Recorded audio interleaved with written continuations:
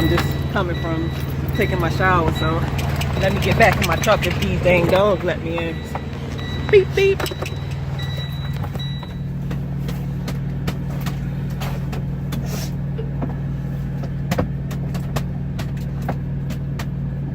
Doggy, doggy, doggy world.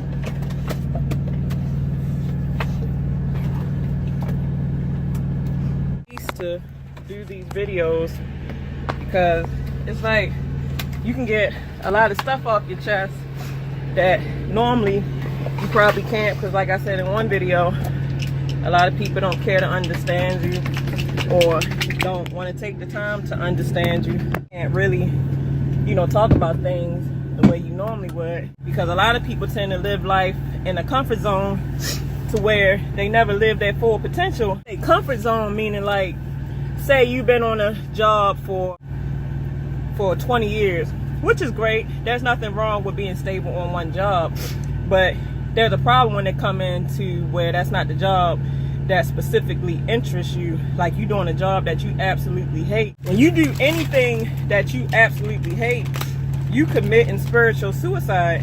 And the reason why I say spiritual suicide, because your spirit is fed from love, happiness, and fulfillment and purpose. And when you're not fulfilling your purpose or even your happiness, because obviously when you go to your 9 to 5 and you hate the job that you go to every day, I mean, that takes a piece of you every day. So if you done gave 20 years of yourself into something that you hate, imagine how depressed, imagine how just down and out you feel from doing something that long that you just absolutely hate. And I used to be one of those people. Like, I'm gonna give a little resume of myself. I went to Job Corps. Okay, let me start way back. I was actually a teenage mother. I had my first child when I was 14. Because I had my first child at age 14, I had to end up dropping out of school to take care of my kid. That didn't stop me though. Even though I was a young teenage mother, in my head, my mom and dad always taught me that you'll never get nowhere without an education, and it stuck. So I said, damn, man, I know I want to make money and I want success. Even though I made a mistake, that don't condemn me to where it's like spiritual death, you know what I'm saying, for my purpose. I always wanted to be an auto mechanic, because back in Baltimore, Maryland, there used to be a lot of crackheads that would do mechanical work for you, but the work would be crappy. Like, I had one crackhead, like, I had a motor mount that went bad on my Chevy Beretta, and he charged me only $10 to put it on. I'm like, shoot, $10? But sure, he did such a bad job that he didn't even put, like, you have a motor mount and you got the engine, and the motor mount bolts to the engine. And I'm guessing, because certain jobs, it's hard to get bolts off or bolts all the way back on, either because of rust or just the positioning that it was in. And that was a tight area for the motor mount. So when I looked at it, the bolt wasn't even all the way on. It was sticking halfway out. I said, ain't this I said, you know what? Before I ever get got by another freaking crackhead, I'm gonna learn this shit myself. And that's what I did. I ended up going to Job Corps, and I graduated at the top of my class.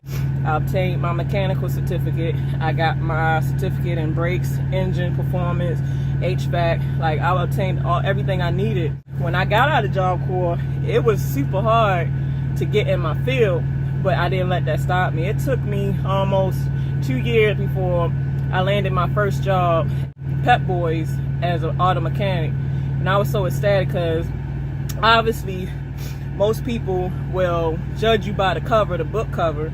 So obviously a mechanic, most people see an auto mechanic as a man's face, a man's body, man's muscle. I mean, I never, even though I'm in a man's field, I never looked the part as a man. Like, I don't look like a dyke. I won't look like a man. I'm still going to portray my feminine role like I'm doing now. My comfort zone was the fact, like, sometimes I would get depressed and down and out because I'm like, damn, if I never had children, I could have been a lot further, like just beating myself up. And sometimes when you get into the beat yourself up mode, you might not think that that's a comfort zone for you, but it is, because anything that hinders you from doing what it is that you truly want to do that's a comfort zone. It might not be a good one, but it's a comfort zone the way you stagnate. Life is supposed to be about improving yourself daily, monthly, yearly, just every chance you get. Every chance I get, I do self-improvement things. Like, they have an app called Audible. Audible is where you can download books to read, but it'll also read it to you. Like, it's a voice that will read whatever book you bought to you. And on Audible, they got a lot of self-improvement books. Like, they got a self-improvement book on verbal judo. Like, that verbal judo, if you have a chance to download Audible and buy verbal judo, man, that's a great book on how to talk to people, how to have listening skills and everything of that nature, which is required for success, because obviously everything requires communications. Like, I'm communicating to you now, so that's a skill, and which comes out your mouth. Even the Bible says the tongue is a swift sword. Like, it ain't about, you can knock somebody out and, you know, they'll heal up, but a lot of times words that come out your mouth that hit somebody, that sticks with somebody, and it can either build them up or bring them down. How many of you have ever had something bad said to you, let's say 30 years ago, and it still stick with you like it was yesterday? Out of any weapon to use, your tongue can be fire. So you got to be careful. Then another thing too, nobody survives life. It sounds cliche or crazy, but everybody has a day to meet their maker. So why stay stagnant in the same space when you can improve every day and do your purpose? Because God put a purpose inside of everybody. He put a purpose inside of me. He put a purpose inside of you, and you know? So the thing is, in order for you to find your purpose, you have to be bold. You have to live life bold. You have to live life confidently. You have to come out your low self-esteem. You have to believe that you can do it, because what you believe you can achieve, you know? Like the universe, I don't know how many people study energy, but energy is in everybody. Like, everybody has a spirit, everybody has a soul, and all that leads up to energy. And actually, you know, you have to feed that energy, and part of feeding your energy is one of the things to where it's something simple as who you have in your circle. If you have energy draining people, like say you have a boyfriend and only thing he can tell you to try to control you because he don't want you to leave, or he's just an abusive dude to where he like, you ain't gonna never find nobody like me. You got all these kids, who gonna want you with all them kids? Or you ain't even got a good job. Or let's just say, ladies to the men, you ain't even got no money. Who will want you? You a broke dude. You ain't even got no nice car. Like, all that negativity, cut it off. Cut it off. If they don't serve a purpose for you to reach your purpose, cut it off quick. Like, I'm in trucking right now, and I had to cut my husband off. Like, I've actually got a divorce. I've actually got a divorce because we just wasn't meeting eye to eye. Like, he's a great person. He's a good man. But some people, their energy fields is just not linked together where, you know, it can build each other up. Like, we argued so bad, I caught myself putting him down. He was putting me down. We was just going at it with each other. And it was to the point to where I'm sure I was killing his spirit and he was killing my spirit. So at the end of the day, if you're not on the same playing field with somebody, you have to get them out your life, because you'll never get to your purpose if you have somebody or anything that kills the energy you need to get to the next level. Because to get to the next level, it takes tremendous energy, effort, and just work to get there. And I'm realizing that trying to get to the next step in my trucking career. Like I said on the last video, there's times in this career where I just want to be like, man, fuck this shit. I quit. I mean, even like today, it was running across my mind. Like, I'm just giving it to y'all real. I try to keep it as real as I can, because hopefully my message can help the next person, you know, because that's what I do. And that's another thing, to feed your energy is something simple as listening to little motivational videos. Like if you type in like the same way y'all looking at my YouTube video, if you type in YouTube motivational videos, a whole slew of motivational videos will pop up.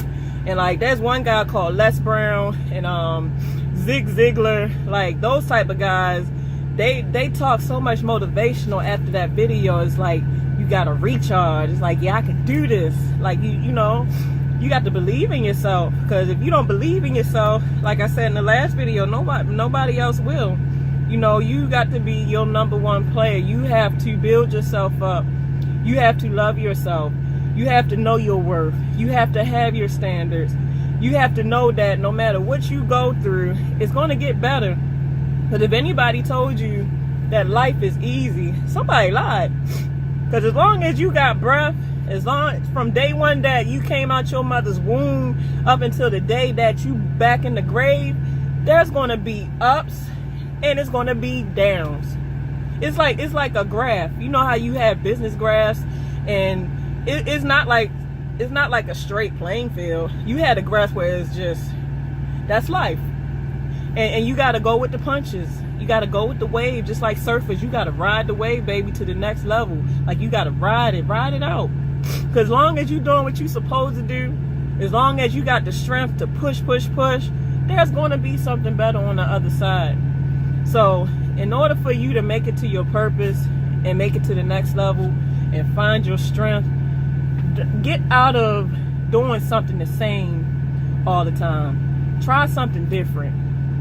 If you have goals, the best way to achieve them, because a lot of human beings are visual creatures, and a lot of times our minds will want to achieve it if it sees it. So the best way to see something is to write your goal list. Like, do your short-term goals, do your long-term goals, and put it on like your refrigerator, because obviously you walk past your refrigerator all the time, because a lot of people probably greedy as hell. Or just put it on your closet, put it in your bathroom mirror, so every time you walk by that, you looking at, oh yeah, I'm supposed to do that, I need to do this. Yeah, so that's one way to help yourself get out the comfort zone, because the more you see something, the more you want to do. So another way too is to surround yourself with people that's doing the same thing you want to do, because a lot of times, even though you might not think so, but who you are around is what you end up doing. That's why I say you got to rid yourself of energy draining people, because say you want to be a millionaire, but you around a bunch of broke, beat down people, even though that's not what you want to do, but by you being around them, it rubs off on you. So why not surround yourself with a bunch of successful people so that success can rub off on you? Even if you got to be by yourself until you get your right, correct circle, do so. So, you know, that's just my message for today. And I really, truly hope that I'm able to use my story, my experiences, just my knowledge, you know, things I've learned through life, even things I've learned in this field. Because I'm a very loving person. Like, I really love to touch people. And that's what life is about. Life is not, I'm realizing that life is not about money, because you can't take money to heaven, can't take money to hell. Everything that you build, you can't take it with you. It's just here to enjoy. So the main purpose in life is to help other people. Like, that's the main purpose that God put us here for. And I know they say one thing not to talk about is God and politics, but you know, when you love the Lord, you're not going to deny his will. So like I said, when the most higher power puts a purpose in you for you to touch other people, and that's what the main purpose is to help others. We are here to help each other, you know. We're here to help and love one another. That's how you build up a nation, and that's how you build up a good community. So time is of the essence. Make better time of it. Man, they got me going all the way up to Washington State. I look forward to that. Never been there before, but I'm sure I'm going to enjoy it. So if you like my videos, subscribe, recommend it to other people, and I truly appreciate the listeners that I'm finally getting. You know, thanks for everything. Subscribe below. I'll be getting back.